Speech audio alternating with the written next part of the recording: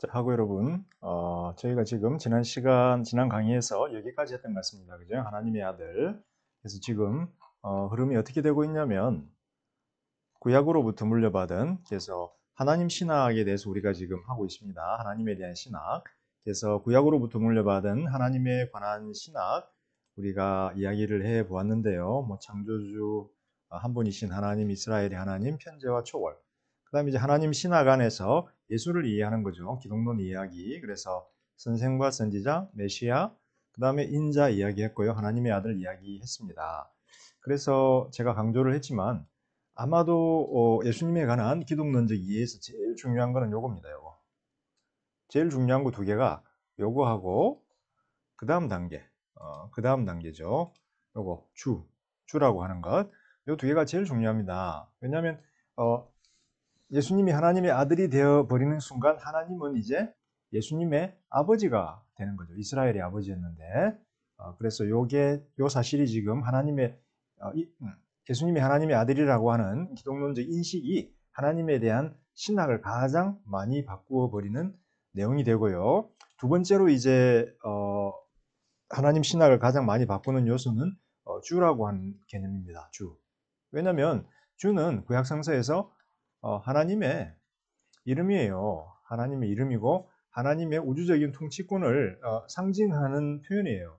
그래서 하나님 한 분만 경배를 받아야 되는 거죠. 경배 대상인 거죠. 그래서 구약 성서에 나오는 유일신론 혹은 유일신관의 제일 중요한 이유가 바로 하나님 한 분만 주이시다라는 거예요. 그래서 우리에게는 한 주 한 분 하나님, 한 주 한 분 하나님만 있다라고 쉐마에서 이야기를 하죠. 유대인들이. 그러나 우리가 살펴보았지만 바울은 우리에게는 한 주 예수님, 그다음에 한 하나님, 한 분 하나님 계신다. 이렇게 이야기 두 분으로 나누어지고 있죠. 그래서 하나님의 아들이라는 개념하고 주라고 하는 개념이 기독론의 가장 큰 발전인 동시에 하나님에 대한 구약의 이해를 가장 혁신적으로 바꾸어 버리는 개념들이다라고 하는 거죠. 자, 그래서 예수님의 주님 되심에 대해서 한번 살펴볼 텐데요.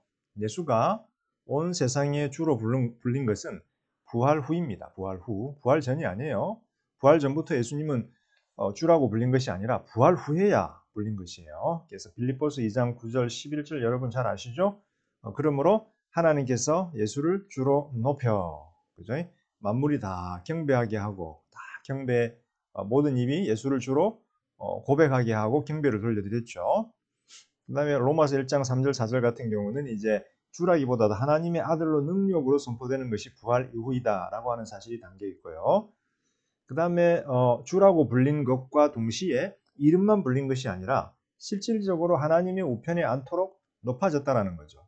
실질적으로 주는 왕이잖아요. 주는 세상의 왕이잖아요. 그죠? 우주의 왕이잖아요. 그래서 하나님의 보좌, 우주의 왕이신 하나님의 보좌에 우편에 함께 앉도록 높여지셨다는 거죠. 그래서 요 사실 주라는 이름이 주어진 것, 하나님 우편에 높아진 것, 요거는 부활 후에 가능해졌다.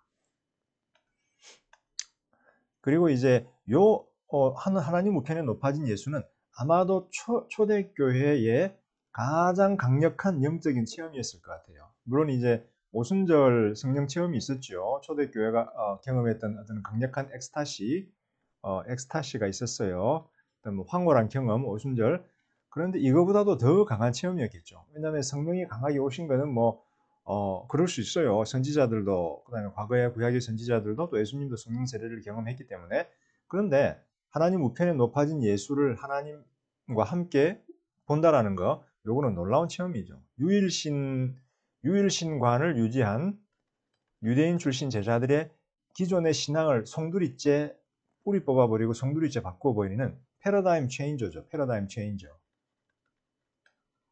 패러다임 체인저. 그러니까 사고의 패러다임을, 신학을 완전히 바꿔버리는 그런 패러다임 체인저죠. 그래서 이게 지금 핵심적인 내용이다라는 거죠.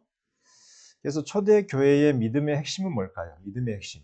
우리는 흔히 이제 그렇게 이야기를 하죠. 지난 시간에도 우리 한 분께서 이렇게 고백을 하셨죠. 고백이 아니라 신학에는 구원이 없다라고 하는데요. 교수님 하면서 당황해서 이렇게 질문을 하셨는데 신학에는 구원이 없다라고 말씀하시는 분의 어떤 그런 뭐랄까 소양이 아까 그 신앙적 영적인 한계를 우리는 조금 볼 필요가 있어요. 긍휼히 여기는 동시에 예를 들어서 이걸 한번 보죠.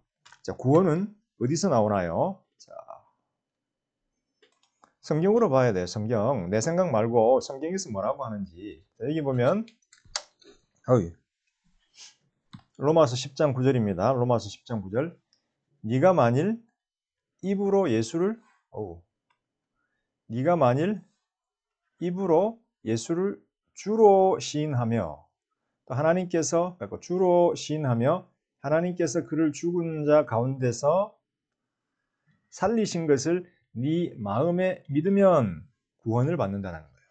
그러니까 구원은 내가 신학을 하느냐 안 하느냐의 문제가 아니라는 거죠. 그죠? 구원은 내가 어떻게 잘 사느냐 안 사느냐의 문제는 아니라는 거죠. 구원은 내가 돈을 많이 버느냐 헌금을 많이 내느냐 예배를 꼬박꼬박 잘 참석하느냐 중요하죠. 근데 궁극적으로 구원을 결정하는 것은 요거죠, 요거. 자, 여기 보세요. 입으로 그다음에 마음으로. 사실은 입과 마음이 같이 가는 거죠. 자, 입에서는 뭐라고 시인해야 돼요? 예수를 주로 시인해야 돼요. 마음으로는 하나님께서 그를 죽은 자 가운데서 살리셨다라는 거예요. 그래서 예수님의 부활과 예수님의 주로 높아지심 이 두 가지를 마음으로 믿고 입으로 고백하라는 거예요. 그러니까 요거는 입으로 고백하고 요거는 마음으로 믿고 이게 아니라 마음으로 믿고 입으로 고백하는 거 이 두 가지를 다 하는 거예요, 사실은. 마음으로 이걸 믿고 요것도 믿는 거죠. 요것도 안 믿나요? 그다음 입으로 고백하고 둘 다죠, 사실은. 입과 마음으로. 그러니까 우리가 내면적으로 외면적으로 믿고 고백을 하라는 거예요. 뭐가? 예수님이 부활하셨다. 하나님께서 살리셨다. 두 번째는 예수를 주로 시인하셨다. 그러니까 이만큼 부활에 대한 신앙, 주에 대한 예수님의 주되심에 대한 믿음이 중요하다라는 거예요. 이게 바로 우리의 믿음의 내용이에요. 이걸 믿으면 어떻게 된다? 구원을 얻는다라는 거예요. 그래서 구원은 내가 신학을 하느냐 안 하느냐, 내가 어떤 행동을 하느냐 안 하느냐, 혹은 내가 11조를 잘 하느냐, 헌금을 잘 하느냐, 예배를 잘 드리느냐의 문제는 아니라는 거예요. 물론 이게 중요해요. 중요하지 않은 것이 아니라 구원을 받은 사람들은 이 부분에 대해서 신경을 많이 쓰게 되고 중요하게 생각을 하게 되죠. 근데 궁극적으로 우리가 구원받는 것은 요거다라는 거죠. 그죠? 예수를 주로 시인하느냐, 부활하셨음을 믿느냐라는 거죠. 자, 그래서 이런 넘어와서 초대교회의 믿음의 핵심 내용입니다. 예수를 주라 고백하고 그러면 구원을 얻는다라는 거죠. 그런데 이 사실은 로마서 10장 9절은 사실은 요엘서 2장 32절을 인용하고 있는 거예요. 요엘서에서 요엘이 뭐라고 예언하나요? 누구든지 주의 이름을 부르는 자는 구원을 얻는다라는 거예요. 주의 이름을 부르는 자는 구원을 얻는다라는 거예요. 그래서 여기서 요엘 같은 경우는 주가 누구였나요? 하나님 아버지였어요. 주의 이름을. 요엘은 구약의 선지자이기 때문에 예수님을 아직 보지를 못했고 구약의 선지자에게 주는 하나님이었어요. 그런데 지금 어떻게 된 거예요? 이제 신약에서는 주가 예수가 돼버리는 거예요. 예수가. 그래서 주의 이름을 부르는 자는, 즉 예수를 부르는 자는 이제 구원을 얻는구나, 이게 돼버리는 거예요. 그래서 놀라운 사건이죠. 그 다음에 이제 이미 저희가 앞에서 다루었지만 하나님과 함께 예수님이 경배의 대상이 되는 거예요. 하나님과 함께 경배의 대상이 된다. 이게 좀 놀라운 사실이죠. 이게 지금 놀라운 일이에요. 경배의 대상이 되는 거예요. 그래서 빌립보서 2장 9절에 보면 나오죠. 빌립보서 2장 9절 11절에 보면은 모든 무릎이 그 앞에서 무릎을 꿇고 모든 혀들이 그를 주로 고백하고 모든 무릎, 모든 혀 고백하는 것이 등장을 합니다. 빌립보서 2, 11절에. 근데 이거는 이사야 45장 23절에 대한 인용을 담고 있죠. 이사야서에서는 모든 무릎, 모든 혀들이 고백하는 대상이 바로 이사야서에서도 하나님 아버지죠. 근데 이사야서가 예수님에게 빌립보서에게 전해지고 있다는 거예요. 그래서 신약 성서의 저자들은 지금 하나님이 주였고, 그 다음에 경배의 대상이었고, 그 다음에 뭐였나요? 어떤 구원을 주시는 분인데, 이제는 이 역할이 예수님에게로 전가됐다라는 거예요. 전가. 그래서 예수님이 주라고 불리고 경배의 대상이 되고 예수님의 이름을 부르면 구원을 얻는다는 거죠. 그러면 여기서 우리가 한번 생각을 해볼 수 있어요. 그럼 여기서 예수님에게 이 모든 권한이 넘어갔으니까 하나님은 어떻게 되시냐? 하나님의 권한과 영광에 대한 도전이 되냐? 그렇지 않죠. 요거를 이제 derivative라고 그럽니다. derivative. 예수님의 권한은 하나님으로부터 주어진 것이기 때문에 예수님의 권한은 하나님으로부터 주어진 것이기 때문에 예수님의 권한은 하나님에 종속된다는 거죠. 하나님으로부터 파생된다는 거죠. 그래서 빌립보서 2장 9절 11절에 보면 뭐라 그러나요? 모든 무릎이 모든 혀들이 예수를 주라고 고백하고 하나님께 영광을 돌린다는 거죠. 하나님께 영광. 하나님께 영광을 돌린다라고 빌립보서 2장 11절에서 바울이 이야기를 하죠. 그래서 궁극적으로 예수님이 주로 높아지고 경배의 대상이 되고 구원을 결정하는 분이 되는 이유가 바로 하나님께서 그것을 허락하셨기 때문에 예수님에게. 그리고 하나님의 구원의 계획의 최종적인 결론으로 하나님의 구원의 계획의 최종적인 결론으로 하나님 자신이 이것을 허락하셨기 때문에 예수님이 높임을 받는 것이 바로 하나님께 영광이 된다는 거죠. 하나님께 영광. 그래서 궁극적인 영광은 하나님께로 간다는 거죠. 예수님께 영광이 아닙니다. 예수님이 자신이 영광 받지 않아요. 예수께 영광 그러지 않아요. 하나님께 영광 그래요. 그래서 요거를 우리가 한번 봅시다. 빌립보서 굉장히 중요한 본문이니까 여러분들이 또 저를 이단이라고 생각하시면 안 되니까.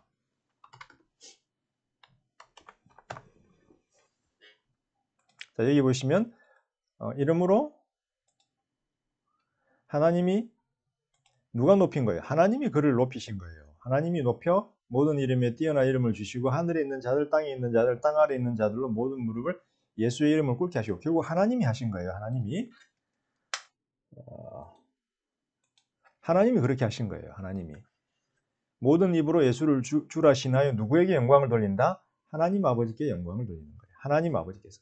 그래서 예수를 높여주시는 분이 하나님이시고 따라서 예수의 높아짐을 통해서 하나님 아버지께 영광을 돌리게 하는 거예요. 예수님이 영광 받지 않아요. 예수님은 항상 그 영광을 아버지께 돌려드리세요. 그러면 하나님의 이름, 주, 경배는 하나님만의 특권인데 예수님이 이제 그것을 물려받게 됐어요. 그럼 이것은 예수님이 높아지신 것은 신성모독인가? 그렇지 않죠. 하나님께 영광이라고 제가 이야기했죠. 그리고 예수님이 주로 높아지고 이런 특권을 소유하게 됐지만 여전히 아버지는 예수의 하나님이고 복종의 대상이에요. 그래서 고린도전서 15, 24, 28절에 보면 어떤 말이 나오냐면 종말의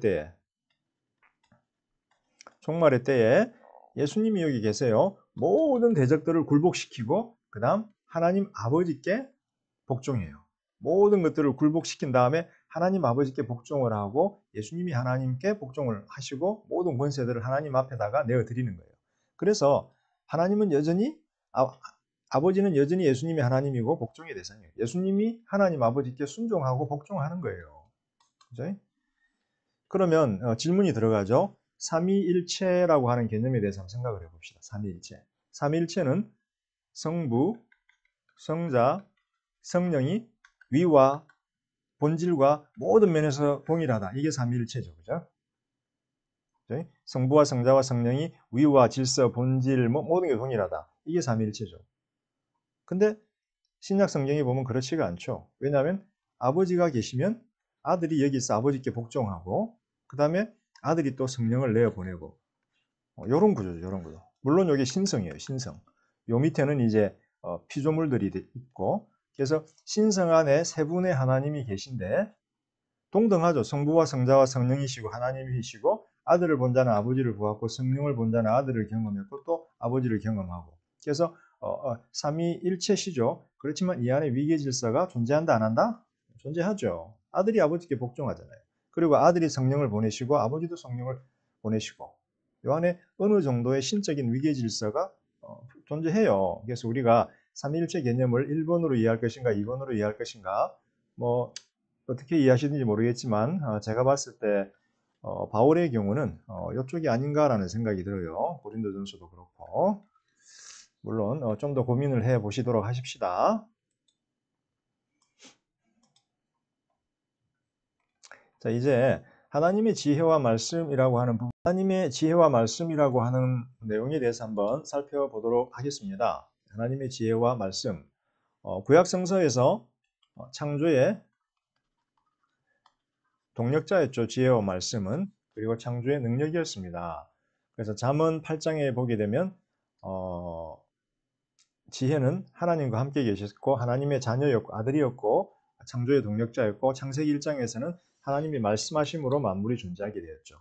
그런데 이것들이 누구에게 적용이 된다 이제? 신약에서는 예수에게 적용이 된다. 그런데 지혜가 호크마 여성 명사이기 때문에 말씀 남성 명사 로고스로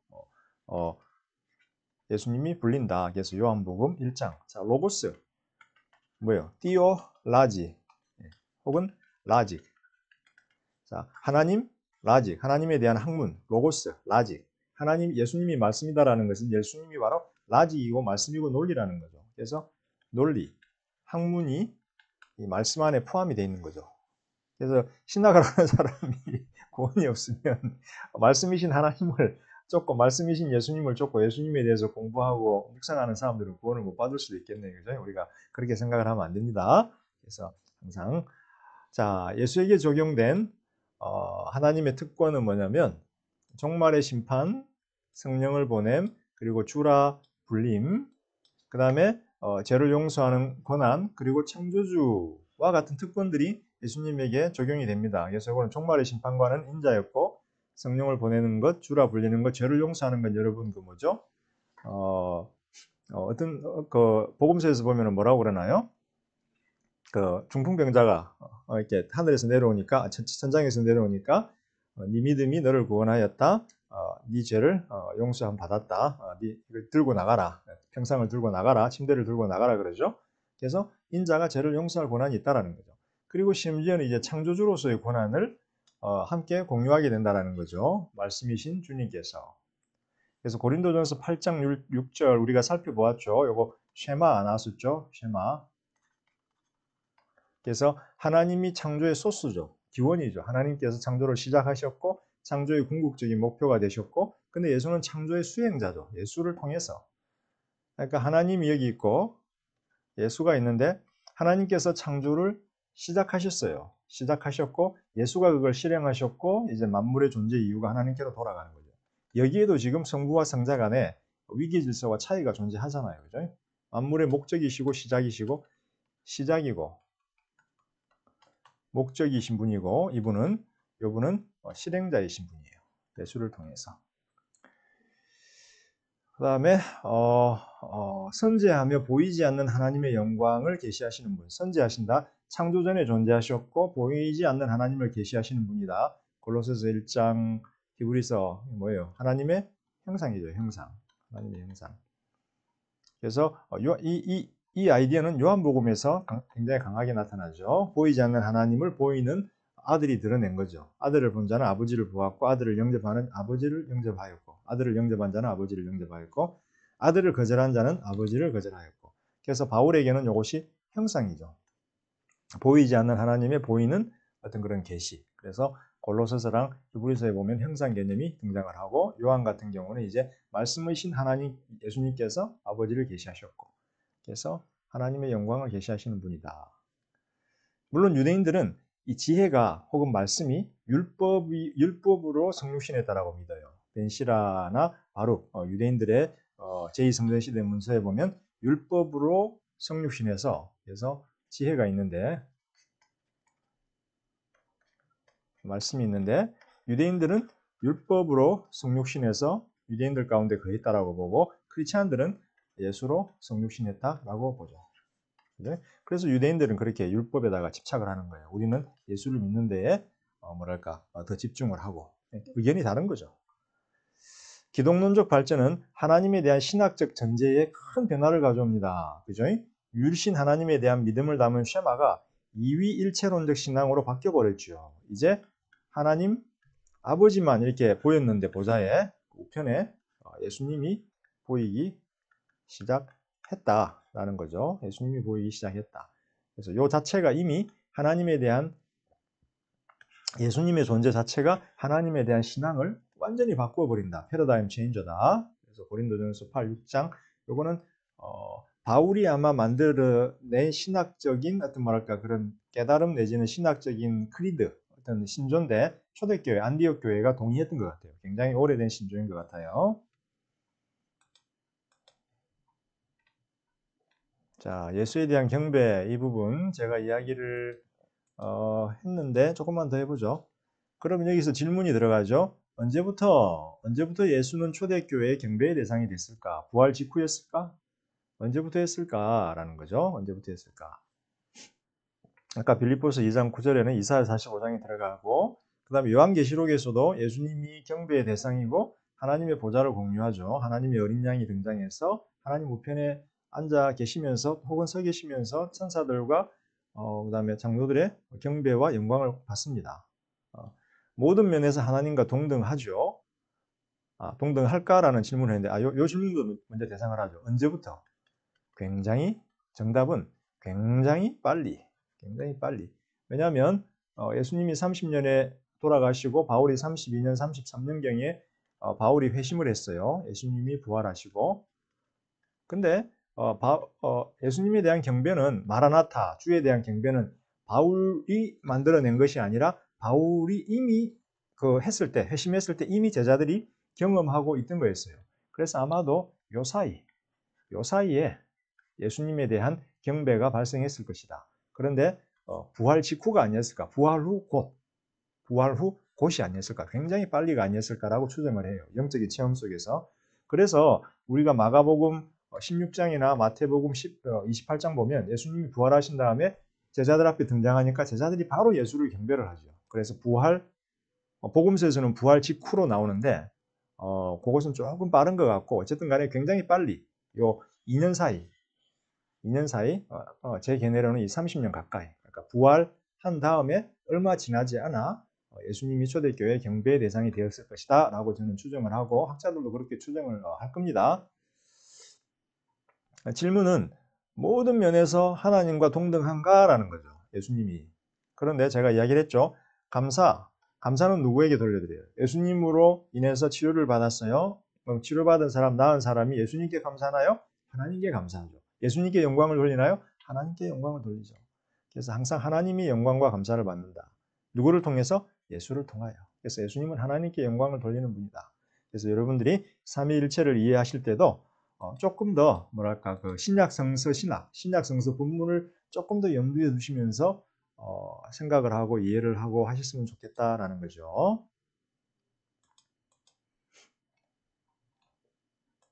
자, 이제 결론입니다. 결론. 하나님에 관한 신학을 우리가 다루고 있고 지금까지 우리가 하나님 자, 왜 안 되는지 모르겠는데 자, 하나님에 대한 신학을 우리가 지금까지 다루고 있습니다. 그죠? 하나님에 대한 신학, 그 다음에 하나님에 대한 신학과 함께 기독론, 예수님에 대한 신학을 다뤘는데요. 하나님에 대한 신학을 통해서 예수에 대한 이해가 깊어졌고, 그 다음에 예수에 대해서 깊어진 이해는 다시 하나님에 대한 이해를 새롭게 변화시켰다. 이게 지금 이번 장, 제3장의 어떤 결론인데요. 세부적으로 4가지 점을 제가 요약을 했습니다. 한번 보도록 하죠. 구약의 하나님과 피조물들을 다루시는 그의 역할과 초대교회의 예수에 대한 이해 사이에는 상당한 분량의 연속성이 존재한다. 그러니까 창조주 하나님의 그 다음에 하나님에 관한 이해와 예수님에 대한 이해 사이에는 연속성이 존재한다. 그래서 하나님의 역할을 예수님이 상당히 물려받았죠. 그래서 구약에 대한 이해, 구약의 하나님에 대한 이해는 신약의 예수에 대한 이해와 어떤 비슷한 유사한 면을 우리가 볼 수가 있다. 예수에 대한 기독론적 이해는 구약의 유일신론 안에 머무르고 동시에 그 유일신론을 더 정밀하게 설명한다. 그래서 한 분 하나님만 보았는데 구약에서는 자세히 보니까 그 뒤에 예수님이 보이더라.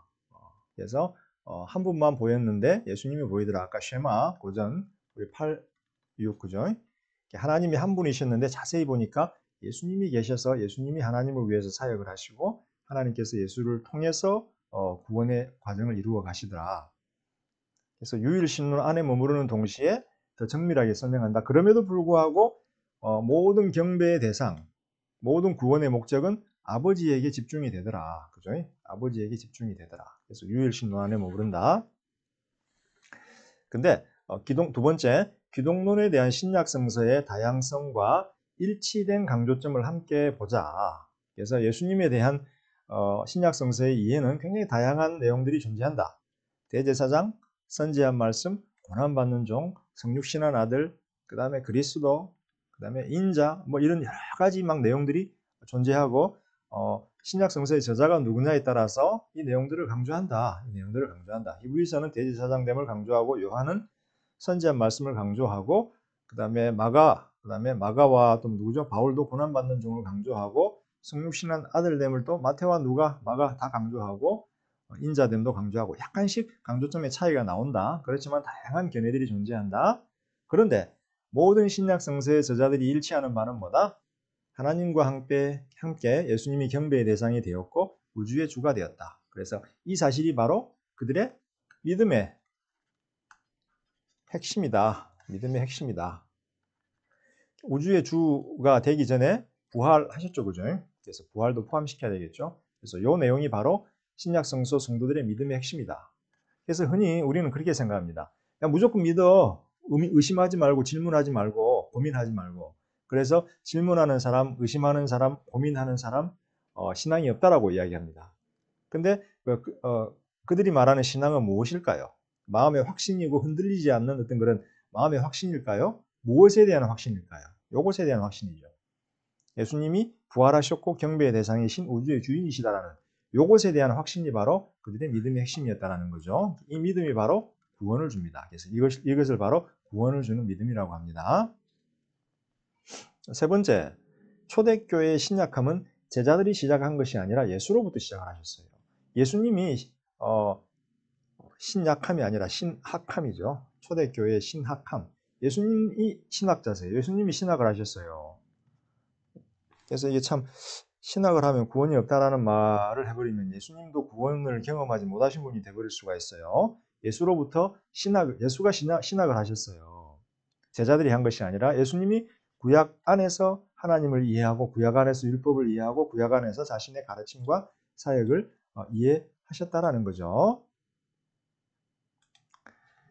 자, 하나님을 아버지라고 예수님이 불렀어요. 그러니까 제자들이 그것을 기억하면서 하나님이 우리 아버지시구나. 예수님이 아들이시구나. 그 다음에 스스로를 인자로 칭하셨어요. 예수님께서. 그래서 인자라는 개념이 예수님이 먼저 만드셨구나. 그 다음에 이 예수님이 가르치신 것이 예수 전통으로 발전했죠. 그래서 예수 전통은 예수 자신의 사역과 활동에 이미 존재하는 중요성을 초대교회는 더 확실하게 정의하고 설명하고 부활신앙에 비달해서 확실하게 정의하고 설명했다는 거죠. 그래서 예수가 가르쳤는데 그거를 제자들이 더 깊게 설명하고 정의하고 이해했던 것이다라는 거죠. 그래서 이것이 뭐다? 이것이 바로 예수님의 가르침과 제자들의 설명, 정의, 이해가 덧붙여져서 이것이 바로 예수 전통이 됐다. 그래서 이 예수 전통이 복음서로 기록이 됐다. 그래서 여러분들이 복음서를 읽으면 그 안에 예수님의 가르침이 나오고 제자들의 설명과 이해와 정의가 함께 등장을 한다. 그죠? 이게 예수 전통이다. 그리고 이 복음서를 이 예수 전통을 현대 교회들에게 자신들의 1세기 교회들에게 바로 적용한 게 뭐다? 사도 전통이다. 그래서 여기서 서신서가 나온다라는 거죠.